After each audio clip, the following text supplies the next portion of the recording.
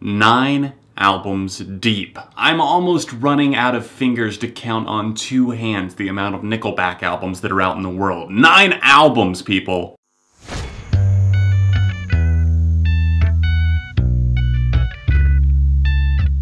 What's up everyone, John from ARTV. It is time for a review of, yes, album number 9 by Canadian post-grunge and rock band Nickelback. It's called Feed the Machine, and judging from that first single and that album cover, I was thinking, wow, Nickelback might actually be stepping things up. They might have a politically charged record that is just all about the current state and everything like that. And do we get that? Do we get that aggression and that tension and that just final commitment to just one sound rather than trying to please everybody, which is the problem that has plagued Nickelback from the start? No, we do not get that at all, because of course, it is Nickelback. It's Chad Kroeger and company. What else do we get at this point? With that being said, this is significantly better than their past 3 albums, Dark Horse, No Fixed Address, and Here and Now, because those 3 really just pushed it to the limit for what I could stand from Nickelback. And while there were always some songs on there that I felt were either okay or else a couple of good ones,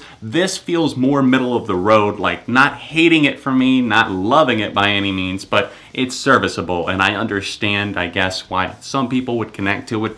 I can't feel inclined to really care that much about this new material, but there are a couple of songs that actually strike up some passion and make me think, okay, Nickelback maybe do care a little bit about what they're putting out in the world. But for every moment that gives me hope, like the excellent Feed the Machine, which is easily the best Nickelback song we've gotten in ages, probably the most I've liked one of their songs since the All the Right Reasons era, at least, maybe even Silver Side Up. That was the last time that I really liked a Nickelback album, and that was 2001.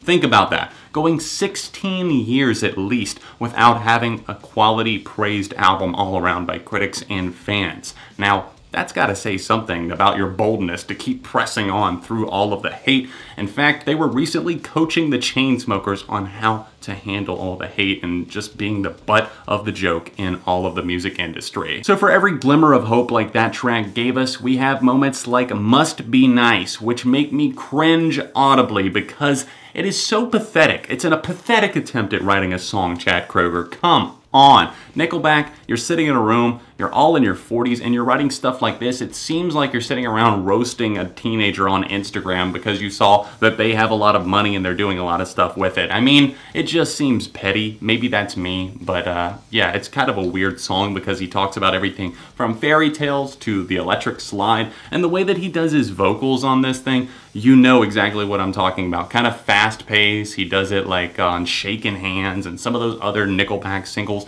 that are meant to be for more of like the rowdy bros at the concert type songs. Oh god, I hate it. Please burn it with fire and do the same thing with the other track on this record, moments like Home and Silent Majority as well, because they're trying so hard to be relatable that it just hurts. I'm not exactly sure what they were going for with these kind of interlude tracks, the Betrayal Act 3, which comes before the Betrayal Act 1, so I don't know if we're supposed to be seeing some sort of story in these songs, because they do not feel connected whatsoever. In fact, they go from Politics on the first track to Coin for the Ferryman, which is a good song. I like that one of the best riffs I've heard from Nickelback in a while, but it feels disjointed from the album, and then it goes to Song on Fire, where it seems like Chad is trying to get over Avril Lavigne, his wife or ex-wife, or I don't even know what's going on at this point, but the song is supposedly like a love song. He's like, I could write down 100 different lines and, you know, I could set it all on fire. It wouldn't matter because I don't know how to describe this feeling that I'm feeling. So we've already gone from Politics to an old story about like probably something from his youth, which is what he seems to pull from a lot, like Animals was a huge track,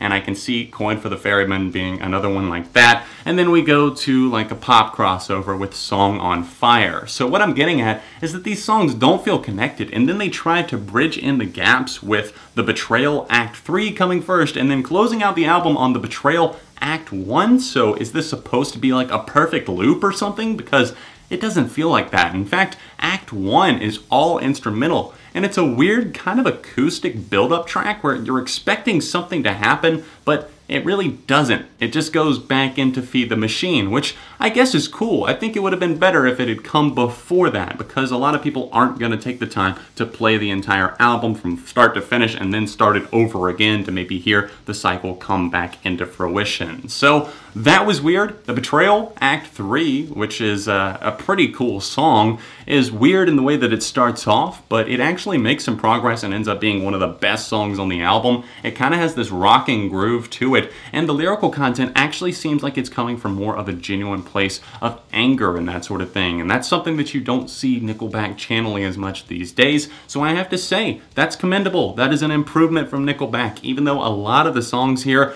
are just a mess or else just awful. There are some good moments of life sprinkled in as well. I don't have a problem with the harder rocking For the River. It actually seems like one of the better songs here, and even Every Time We're Together, the next to last song, it's okay. It doesn't make me hate them anymore or anything like that. In fact, even though it's kind of gimmicky with its lyrical content, it comes across sweet enough, kind of earnest, so I can't really hate Nickelback for it. And like I said, hating Nickelback at this point, it just feels a little bit pointless because they've been around for so long. You know what it is. If you're going into a Nickelback release, if you're going into it expecting gold, you're looking and digging in the wrong place. Seriously, go mine the field somewhere else. For me personally, I can't be bothered too much with this album, but at the same time, there's a few that I think are okay. In fact, I saved a couple of the songs to Spotify. If you want to see my favorites and least favorites, everything like that, it is in the description down below. I'm going to give this new Nickelback album a 3 out of 5. Let me know your thoughts on Feed the Machine in the comment section down below, and while you're here, leave a like on the video, and if you're able to, support me on Patreon. It's the annotation over in the corner of your screen there. If you would like to see another Nickelback review, click right here, or another recent video from Rise Against that I did on the channel, click right here. All of my socials in the description, and I'll see you very soon on ARTV.